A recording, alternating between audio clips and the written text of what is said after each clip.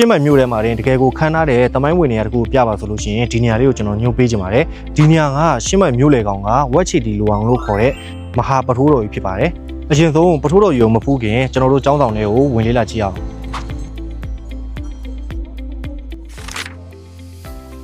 ထိုင်းနိုင်ငံရဲ့ထုံးစံအတိုင်းပဲကျောင်းဆောင်တွေကိုကျွန်တော်ရှင်းမိုင်လန်နာစတိုင်နဲ့တကယ်ကိုခန်းခန်းနားနားတိစောက်ထားတာပေါ့နော်အဲ့ဒါကြောင့်လဲကဘာလက်ခီးသွားတွေကိုဆွဲဆောက်နိုင်နေတာဖြစ်ပါတယ်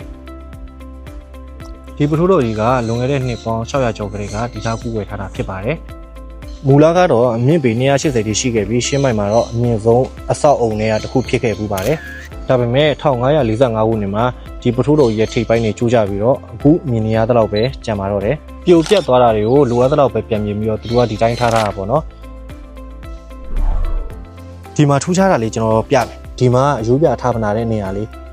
အဲ့ဒီအယူဆကဟိုးရခင်ရှင်းမိုင်လူမျိုးတွေကဒီယူဆလေးရှိတယ်ပေါ့နော်သူတို့တေလွန်သွားတဲ့အခါသူတို့အယူပြတွေကိုဒီဖျားရည်တရားရည်မှာအခုလိုလေးတွေလာပြီးတော့မြုပ်နှံထားတယ်အဲ့ဒါဆိုလို့ရှိရင်ဖျားရည်တရားရည်မှာ agent နဲ့ဆိုတဲ့ဒါအယူအဆလေးတစ်ခုပေါ့